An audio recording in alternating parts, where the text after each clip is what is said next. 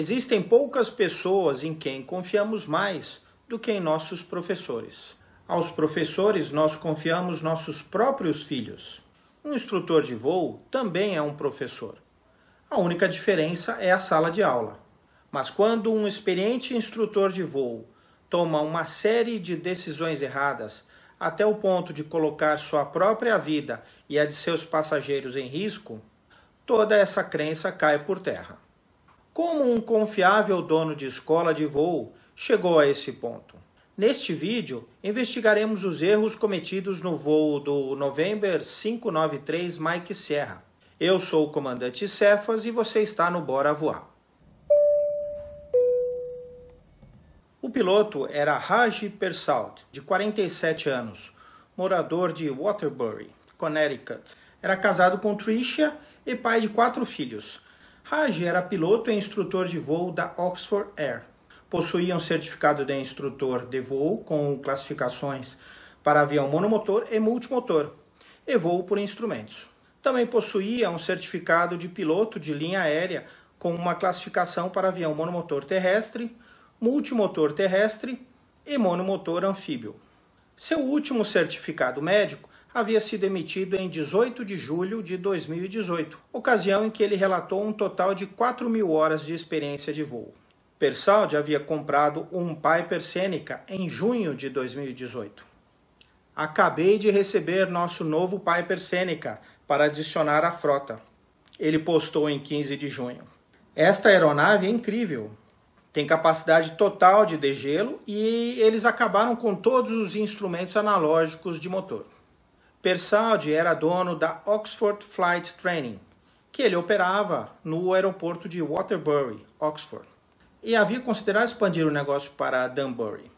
Persaud havia trabalhado já em várias companhias aéreas, incluindo a Pan American World Airways, como representante técnico e técnico de aviônica. Ele também era um piloto experiente, tendo voado milhares de horas nas selvas da América do Sul. Persaud possuía cerca de 12 de aviões, incluindo outro Piper Seneca que se envolvera em um acidente aéreo fatal no início de 2018. O Piper Seneca é uma aeronave leve bimotora produzida nos Estados Unidos pela Piper Aircraft. Está em produção desde 1971. O Seneca é usado principalmente para voos pessoais e executivos, bem como o treinamento de voo de classe multimotor. O November 593 Mike Sierra era do modelo PA-34-200 Tango e foi fabricado em 1978 e contava com 3.781 horas. Estava equipado com balões infláveis nos bordos de ataque das asas para o degelo e instrumentação IFR completa. A Piper apresentou o PA-34-200 Tango Seneca 2 como um modelo de 1975.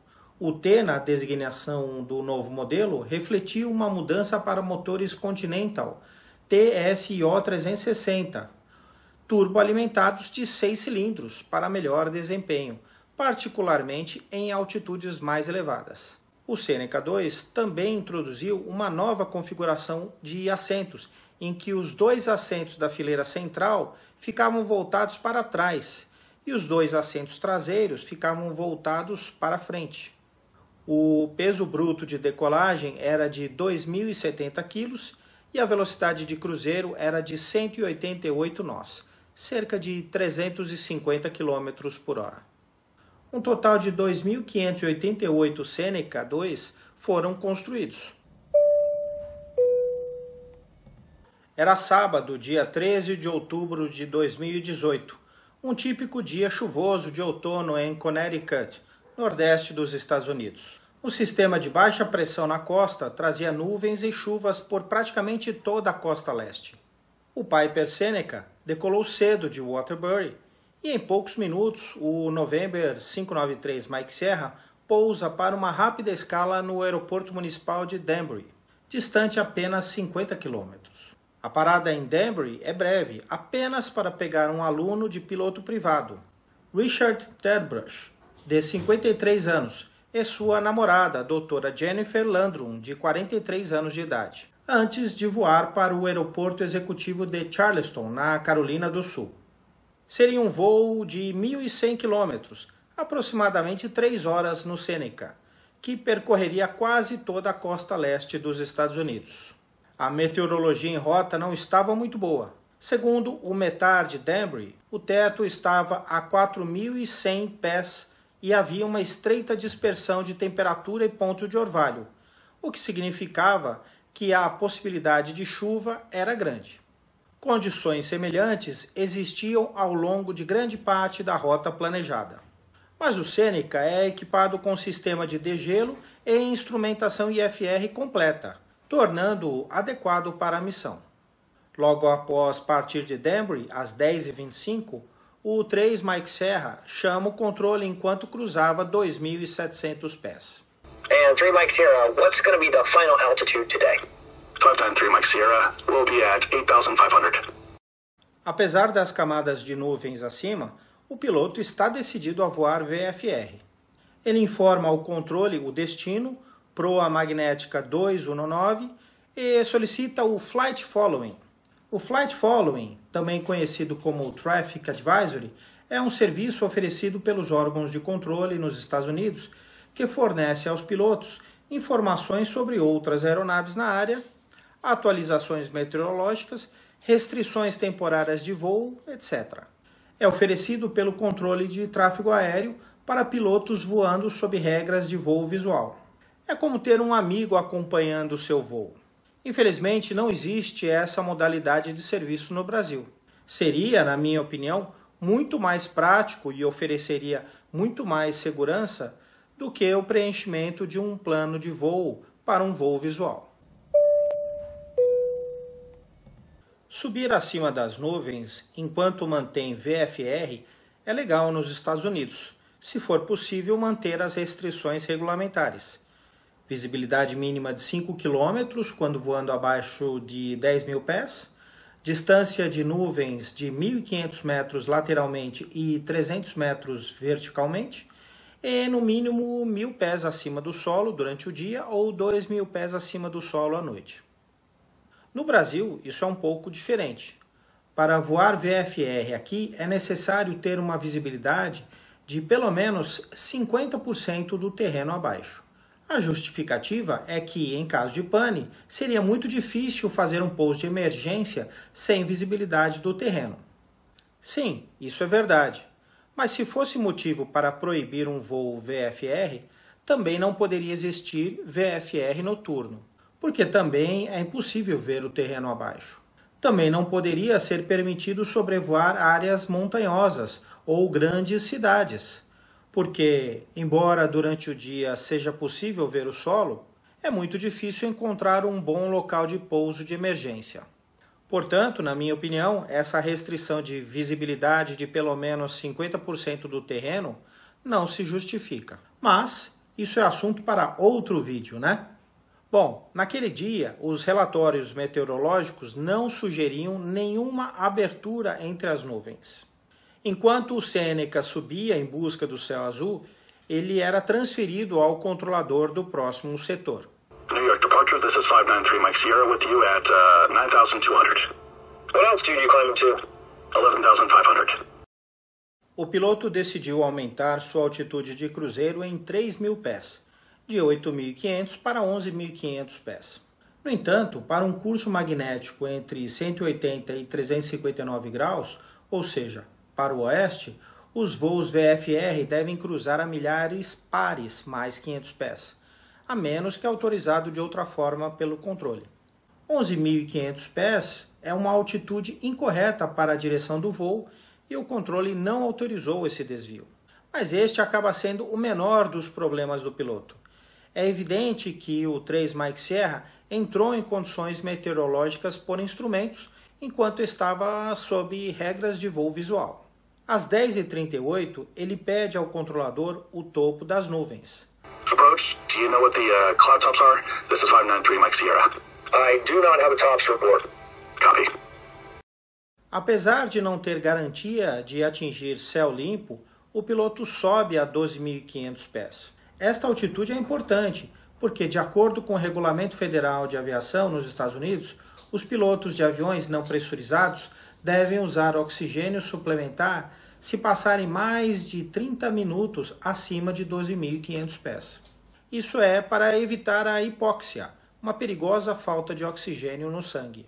Quanto mais alto um piloto sobe, mais perigosos se tornam os efeitos da hipóxia. Para a maioria das pessoas, isso começa com sintomas sutis, como tontura, dificuldade de concentração e tempos de reação mais lentos. À medida que a altitude aumenta, esses sintomas podem rapidamente evoluir para confusão mental e eventualmente até a perda de consciência.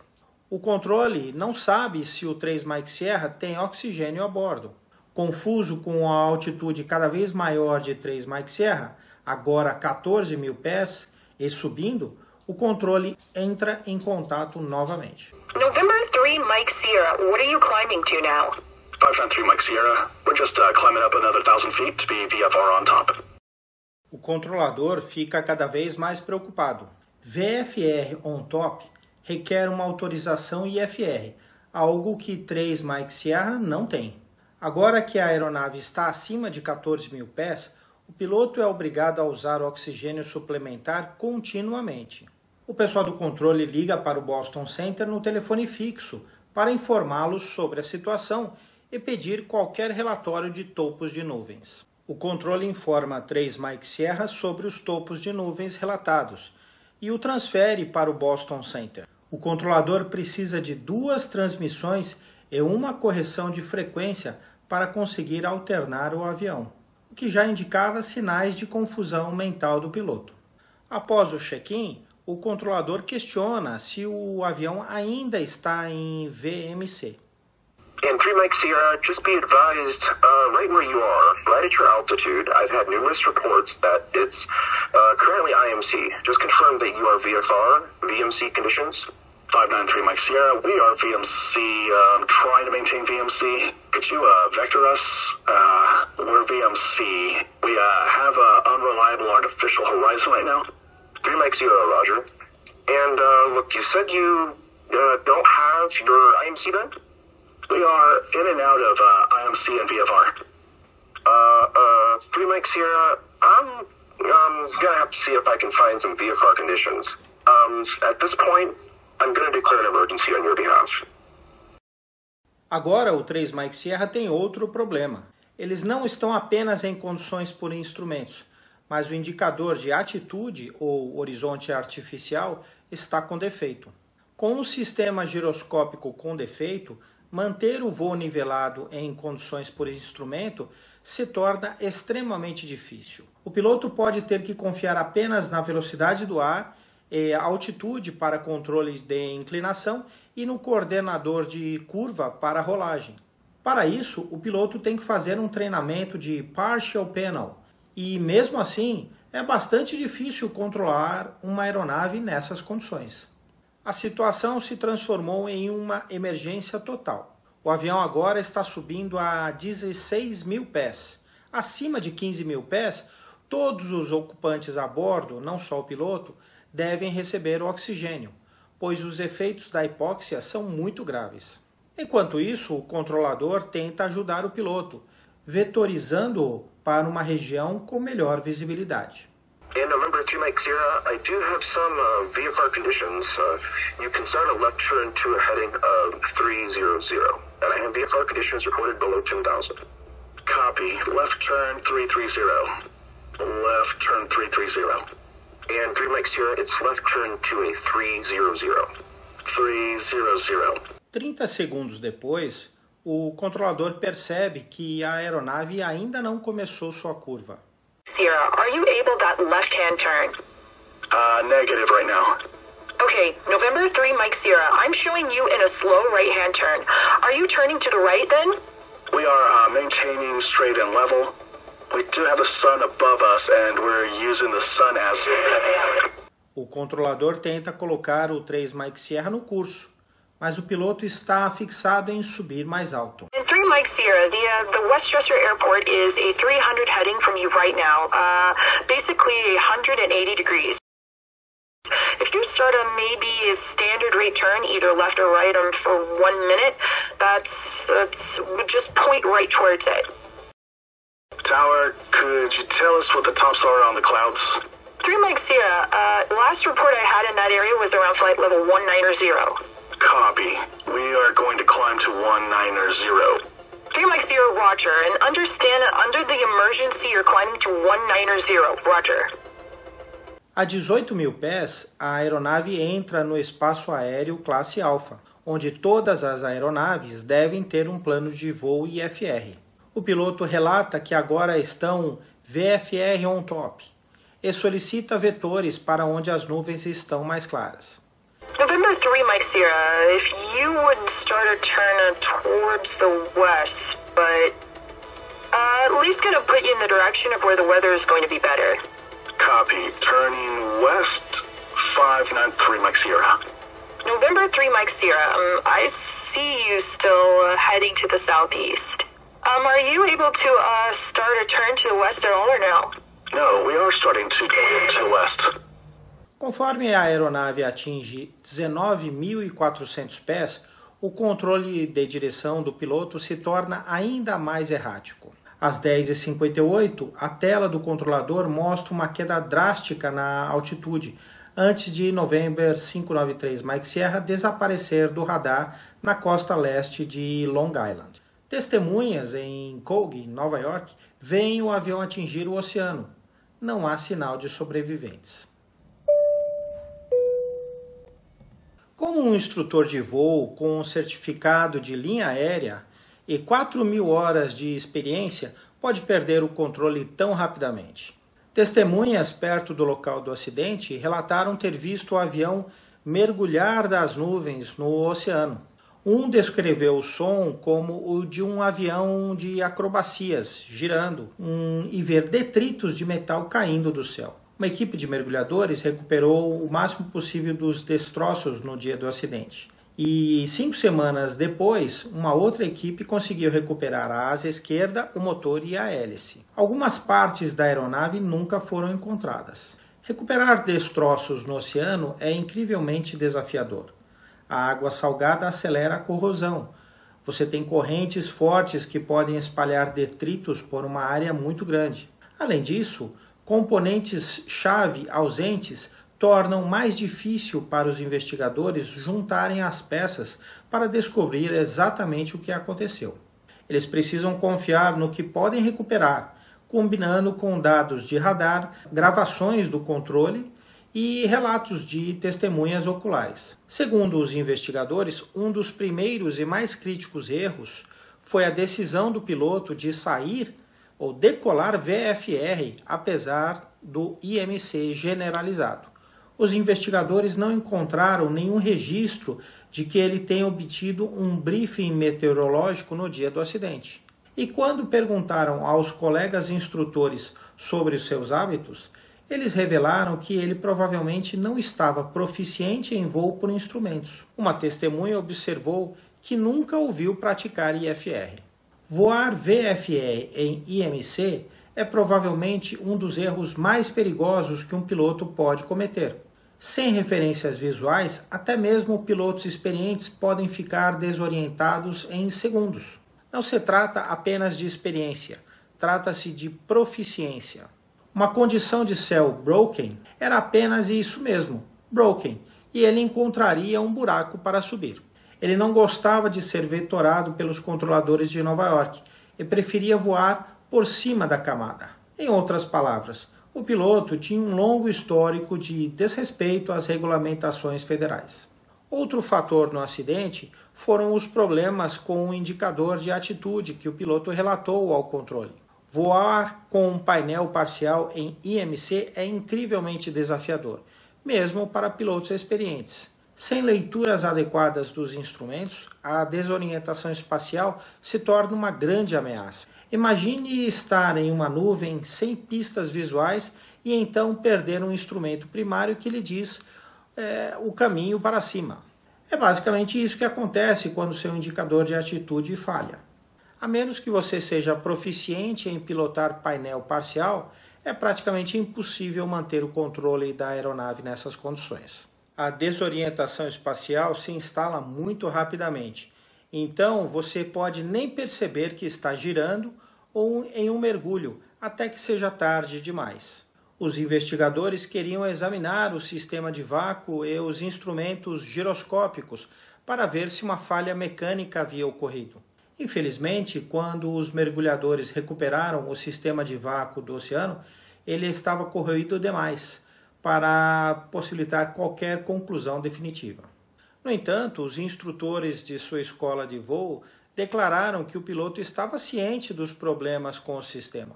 Ex-colegas descreveram suas práticas de manutenção como desleixadas. Por semanas, os pilotos que alugaram o 3 Mike Sierra notaram que seu indicador de proa magnética não era confiável e precisava ser ajustado a cada 10 minutos. Embora alguma precessão seja normal para indicadores de rumo analógicos, o piloto ficou tão desconfortável com a deriva que não quis voar em condições de instrumentos com essa aeronave. Outro locatário relatou que um dos 2 sistemas de vácuo do avião estava inoperante várias semanas antes do acidente. E o piloto do acidente, que também era o proprietário e operador, sabia disso. O piloto do acidente não deveria ter levado o 3 Mike Sierra para perto das nuvens. Os investigadores não encontraram evidências de cilindros ou cânulas de oxigênio a bordo, nem qualquer equipamento de oxigênio no hangar do piloto. A hipóxia é um assassino cruel e silencioso. Em grandes altitudes, seu corpo não recebe oxigênio suficiente e você pode nem perceber isso. Você pode até se sentir eufórico ou anormalmente calmo, mas na realidade, seu julgamento está prejudicado e seu tempo de reação será muito maior. Você pode até perder a consciência em alguns casos. A 19 mil pés, esses efeitos são muito ampliados. É como estar bêbado, mas também sem nenhuma consciência de que você está nesta condição. Nas feiras de Sun-Fan ou AirVenture em Oshkosh, geralmente existe um stand da FAA onde é possível experimentar os efeitos da hipóxia em uma câmara de grande altitude. É uma experiência reveladora. A hipóxia é sutil. Seus sintomas geralmente passam despercebidos até que seja tarde demais. A falha em usar oxigênio suplementar provavelmente contribuiu significativamente para a perda de controle do piloto. Para muitos dos associados do piloto, este foi apenas um erro em sua longa história de desrespeito aos regulamentos. Testemunhas também declararam que ele às vezes voava sem certificados de aeronavegabilidade e falsificava entradas no diário de bordo. Seus certificados, tanto de piloto quanto de mecânico, já haviam sido suspensos no passado. Um ex-funcionário da escola de voo disse, abre aspas, todo mundo ficava dizendo, não é uma questão de se, mas quando se tratava do Raj. Mas ninguém realmente queria fazer nada a respeito. O NTSB concluiu que o acidente foi causado pela decisão do instrutor de conduzir e continuar um voo de regras de voo visual em condições meteorológicas por instrumentos, com uma anomalia conhecida de instrumento de voo, o que resultou em desorientação espacial, causando perda de controle do avião e, consequentemente, interrupção em voo. Contribuindo para o acidente estavam a falta de experiência recente do instrutor em voo por instrumentos e o controle e a tomada de decisões degradados do avião devido à hipóxia. Infelizmente, esse desrespeito à disciplina aeronáutica resultou na perda de 2 vidas inocentes. E se você gosta desse tipo de análise, não deixe de assistir a minha playlist Acidentes Aéreos. Caso não seja inscrito no canal, não se esqueça de se inscrever. Se possível, considere tornar-se membro do canal. Por apenas R$ 4,99 por mês, você me ajuda a produzir cada vez mais conteúdo sobre aviação. Então, bora voar?